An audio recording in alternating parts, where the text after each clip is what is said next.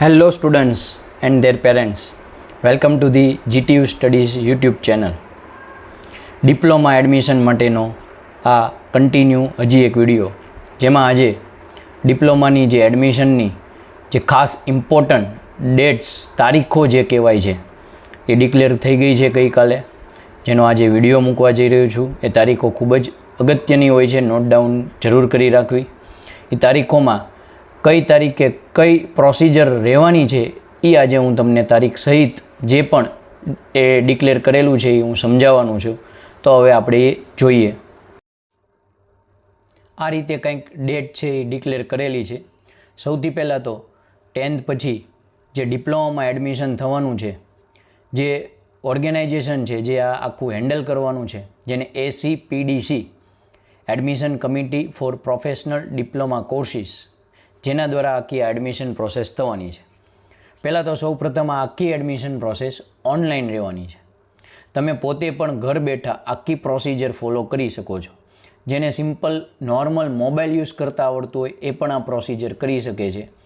એમાં પણ કોઈ ક્વેરી રહે છે અથવા તમે રિસ્ક નથી લેવા માગતા તો તમે બહાર ક્યાંક ફિલઅપ કરાવી શકો છો, અથવા અમે અમારા ક્લાસે કોઈ પણ જે છે સ્ટુડન્ટ્સ કે પેરેન્ટ્સ આવે અને એમને જો ફોર્મ લીખતી કોઈ ક્વેરી હોય કે ફોર્મ આખું ભરી જ દેવું હોય પહેલેથી લઈને લાસ્ટ સુધી, તો એ ફ્રી ઓફ કોસ્ટ પણ એ કરી દેતા હોઈએ છીએ. તો એના માટે તમે અમારો નંબર ઉપર કોન્ટેક્ટ કરી શકો છો. હવે આપણે ડેટની વાત કરીએ તો સૌથી પહેલી ડેટ છે ઓનલાઈન રજિસ્ટ્રેશન. એટલે તમારે ઉપર જે લિંક આપી છે બે ACPDCની વેબસાઇટની, એના ઉપર જઈ તમારે રજિસ્ટ્રેશન કરાવવાનું રહેશે, જે 8 મેના રોજ એટલે કે આવતીકાલ શુક્રવારથી સ્ટાર્ટ થવાનું છે અને જે 19 જૂનના રોજ સુધી, એટલે ઓલમોસ્ટ 1.5 મહિના સુધી શરૂ રહેશે. આટલો લાંબો સમય આપવાનું કારણ હોય છે કે ઘણા બધા જ્યારે રજિસ્ટ્રેશન શરૂ કરે છે ત્યારે અમુક એને ડોક્યુમેન્ટ્સનો આઈડિયા આવતો હોય છે. તો એ ડોક્યુમેન્ટ્સ ખૂટતા હોય તો એ લોકોને ટાઈમ લાગતો હોય છે, તો એ કઢાવી રાખે. કયા કયા ડોક્યુમેન્ટ્સ તમારે જરૂર પડશે એનું હમણાં હું લિસ્ટ આપું છું, વિડીયોમાં બન્યા રહેજો. 19 જૂન સુધી આખી પ્રોસિજર રહેશે. ત્યાં સુધીમાં એ લોકો તમારું કોન્ટેક્ટ ડિટેલ, જે પણ તમે ડિટેલ્સ નાખી છે, તમારી પોતાની પર્સનલ ડિટેલ, એજ્યુકેશનલ ડિટેલ્સ, આ બધું વેરીફાઈ કરશે. કોઈ પ્રોબ્લેમ નીકળશે તો તમને એ લોકો સામો મેલ કા તમારું જે લોગિન કરીને જોતા રહેવાનું રજિસ્ટ્રેશન જેમાં કર્યું છે એમાં કે કોઈ ક્વેરી નથી આવીને. જો હોય તો તમારે સોલ્વ કરી દેવાની, જેથી કરીને કોઈ પ્રોસિજરમાં આગળ પ્રોબ્લેમ આવે નહીં. સેકન્ડ છે declaration of provisional merit list. એટલે જેણે રજિસ્ટ્રેશન કર્યું છે એને એના માર્ક પ્રમાણે સૌથી પહેલો કોણ, સૌથી સારા માર્કવાળો સ્ટુડન્ટ છે ત્યાંથી લઈને છેક જેટલાએ રજિસ્ટ્રેશન કર્યું છે એનું આખું એક લિસ્ટ બહાર પડશે. માર્ક પ્રમાણે રેન્ક વાઇઝ આખું લિસ્ટ બહાર પડવાનું છે. એ 29 જૂનના રોજ બહાર પડશે. પછી તમને આઈડિયા આવશે કે તમારો મેરિટ નંબર કેટલામો છે. જનરલી મેરિટ નંબર આવ્યા પછી ઓલમોસ્ટ આઈડિયા આવી જતો હોય છે કે તમને તમારી જોઈતી કોલેજમાં, જોઈતી જગ્યાએ, જોઈતી બ્રાન્ચમાં એડમિશન મળશે કે કેમ. એ પહેલાં માર્ક પ્રમાણે આઈડિયા લઈ શકો છો, પણ આ વર્ષે મેરિટ ઘણું ઊંચું છે એટલે ગયા વર્ષના જ્યાં પણ મેરિટ અટક્યું હતું એના કરતાં થોડુંક અપ રહેવાની પૂરેપૂરી શક્યતા છે. કેટલું ગયા વર્ષે મેરિટ અટક્યું હતું જે હું ખાસ ભાવનગરમાં હેન્ડલ કરતો હોઉં, એડમિશન માટે હેલ્પ કરતો હોઉં, તો BPTI કોલેજ જે ગવર્મેન્ટ છે એનું હું તમને અલગથી વિડીયો બનાવીને પણ એમાં આપીશ. પછી એ મેરિટ લિસ્ટ પ્રમાણે એડમિશનની પ્રોસિજર શરૂ થશે. જેનો પહેલો રાઉન્ડ છે એ મોક રાઉન્ડ કહેવાશે. મોક રાઉન્ડ એટલે પ્રેક્ટિસ રાઉન્ડ છે. પ્રેક્ટિસ રાઉન્ડમાં તમારે જ્યારે ફર્સ્ટ મેઇન રાઉન્ડ શરૂ થાય એ પહેલાં તમે પ્રેક્ટિસ કરી શકો કે કઈ રીતે ચોઇસ ફિલિંગ કરવી, કઈ રીતે આખી પ્રોસિજર હોય, કઈ રીતે તમારે પહેલાં સિક્વન્સ નક્કી કરવી.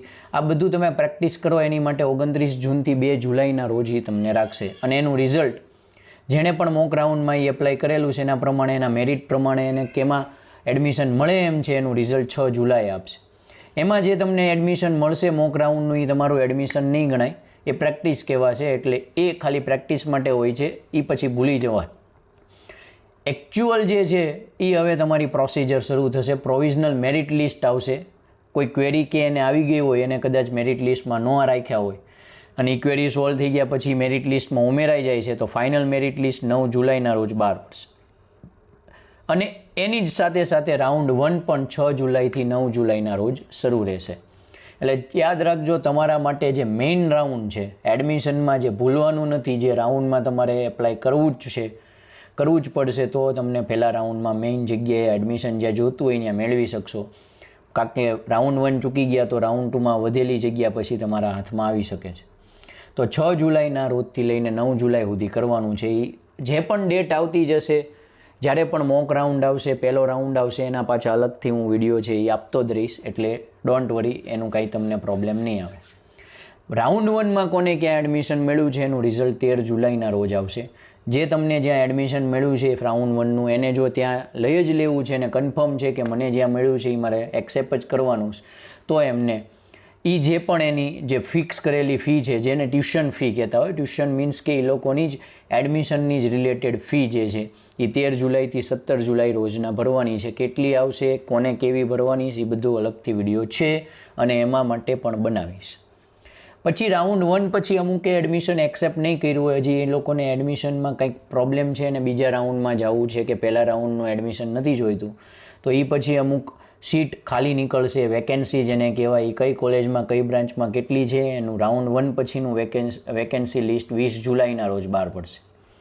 ત્યાર પછી બીજું જે અમુક એક્ઝામ રિઝલ્ટ કેન્ડિડેટ્સ જે રહી ગયા છે, જેણે ઇમ્પ્રુવમેન્ટ માટે એપ્લાય કરેલું છે, કે એમને 10માના રિઝલ્ટમાં કંઈક પ્રોબ્લેમ લાગે છે, પેપર ખોલાવ્યા છે, પેપર ચેક કરાવવા આપ્યા છે ફરી પાછા, અથવા તો રી એક્ઝામ થઈને જે પાછા પાસ થઈ જાય છે ને એ બધાને ફરીવાર રજિસ્ટ્રેશન રહી ગયું છે ને કરાવવું હોય તો હજી એક મોકો આપશે 21 જુલાઈથી 26 જુલાઈ. જેને ઓલરેડી રજિસ્ટ્રેશન કરાવી લીધેલું છે આ 8 મેથી 19 જૂન દરમિયાન, એને ફરીવાર એ 21 જુલાઈથી 26 જુલાઈમાં રજિસ્ટ્રેશન નથી કરાવવાનું, જે રહી ગયા છે એના માટે રહેશે. અને એડ થયા પછી જે પાછું નવું મેરિટ લિસ્ટ પડશે એ 29 જુલાઈએ પડશે. અને પછી જે રાઉન્ડ 2 માટે જે પણ બેઠકો ચોઈસ સીટ ખાલી રહી ગઈ છે એના માટે એપ્લાય કરવાની ડેટ 29 જુલાઈ ને 30 જુલાઈ છે, જેનું રિઝલ્ટ પાછું 3 ઓગસ્ટે આવશે. અને રાઉન્ડ 2માં જેને એડમિશન મળી ગયું છે ને જેને કન્ફર્મ કરી લેવું છે એની પછી એને પ્રોસિજર ફી ભરીને 3 ઓગસ્ટથી 5 ઓગસ્ટ દરમિયાન કરવાની રહેશે. અને રાઉન્ડ 2 પછી પણ જે જગ્યાએ સીટ રહી ગઈ છે, બાકી રહી ગઈ છે, વેકેન્સી છે, એ પાછી 7 ઓગસ્ટના રોજ એ લોકો દ્વારા બહાર પાડવામાં આવશે. આ બધું જ તે આની અંદર કોઈ ડેટની અંદર અપડેટ થશે, ડેટમાં ચેન્જ પણ થઈ શકે છે. અને રાઉન્ડ 3 પણ બહાર પડતો હોય છે, ઓફલાઈન રાઉન્ડ એક આવતો હોય છે, એ બધું પાછું આની અંદર કી જે ડેટ આપી છે એમાં કંઈક અપડેટ થાય તો અપડેટ કરીને આપશે, અથવા બીજી ડેટ પણ બહાર કરીને પાડી શકે છે. તો આવી કોઈ પણ દરેક ડિટેલમાં એક તમારે ઇન્ફોર્મેશન જો પરફેક્ટ જોતી હોય તો આપણે એક વોટ્સએપ ગ્રુપ છે, ટેલિગ્રામ ચેનલ બનાવેલું છે, જેની ડિટેલ નીચે ડિસ્ક્રિપ્શનમાં અને નંબર મોબાઈલ આપેલો છે અહીંયા સ્ક્રીન ઉપર, ત્યાં મેસેજ કરીને એમાં જોઈન કરી શકો છો, જેથી તમને આવી દરેક માહિતી મળતી રહે. અથવા રૂબરૂ તમે મેં કીધું એમ કોઈ ક્વેરી પૂછી શકો છો કોલ કરીને, અથવા રૂબરૂ આવી શકો છો ક્લાસ ઉપર. ભાવનગરમાં ક્લાસ અવેલેબલ હોય છે. ફોર્મ પણ અમે ભરી આપતા હોય છે ફ્રી ઓફ કોસ્ટ, તો એ પણ તમે અમારી હેલ્પ લઈ શકો છો. તમારે ખાલી અમને ડોક્યુમેન્ટ્સ આપવાના, અમે બધી પ્રોસિજર ચેક સુધીની કરી દેતા હોઈએ છીએ. આ સિવાયનો જે પણ મારે વિડીયો આપવાનો હોય છે એ ફરીવાર હું બીજો મોકલીશ. હવે મેં વાત કરી હતી એમ કે તમને ડોક્યુમેન્ટ્સ છે એ તમારે કયા કયા રેડી રાખવા જોઈએ, જેથી કરીને તમારા ડોક્યુમેન્ટ્સ છે એ ખૂટે નહીં. તો સૌથી પહેલાં જે છે કે મેઇન ડોક્યુમેન્ટ્સ તમારે કયા જોશે, તો આ રીતે પહેલાં તો ડોક્યુમેન્ટ્સ લિસ્ટ છે કે એક તમારે સ્ટુડન્ટનો ફોટોગ્રાફ જેપીજી ફોર્મેટની અંદર રેડી રાખવો જોઈએ. 10 કિલોબાઇટથી લઈને કેબીથી લઈને 100 કેબી સુધીનું માપ હોવું જોઈએ. તમને ના સમજાય તો મેં કીધું એમ બહાર જ્યાં પણ ફોર્મ ભરાવો અથવા અમારી હેલ્પ લ્યો તો અમે પણ એ તમને જે લિમિટ છે એની અંદર ફોટોગ્રાફને બધા ડોક્યુમેન્ટ તૈયાર કરી આપતા હોઈએ છીએ. જન્મનો દાખલો એક જોશે, બર્થ સર્ટિફિકેટ PDF ફોર્મેટમાં. ધોરણ 10ની માર્કશીટ જોશે.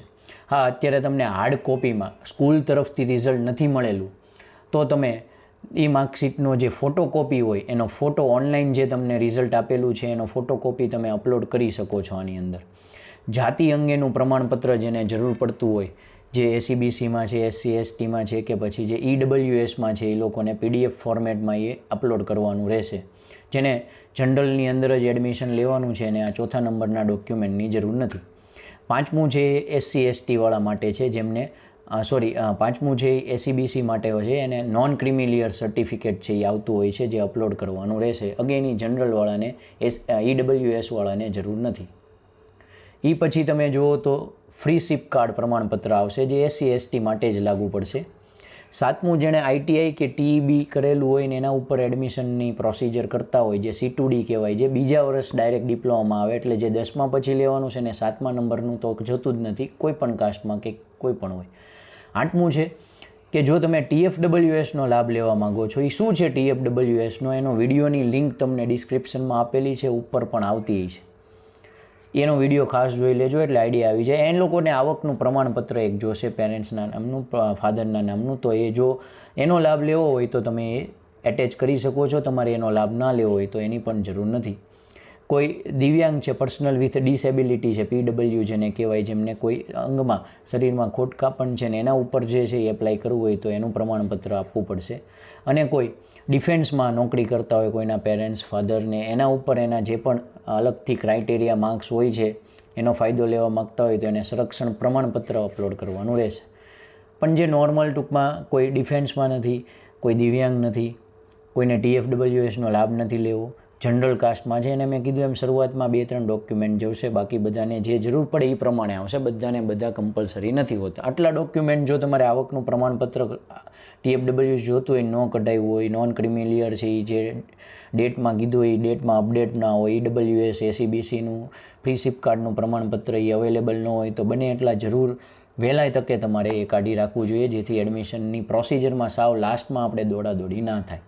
ઓકે, તો આઈ હોપ તમને વિડીયો સમજાણો હોય છે. તો વિડીયોને લાઇક કરજો, શેર કરજો અને સબસ્ક્રાઈબ કરજો ને બધા સુધી પહોંચાડજો. આવી દરેક ડિટેલ્સની માહિતી હું તમને આપતો રહીશ. Thank you.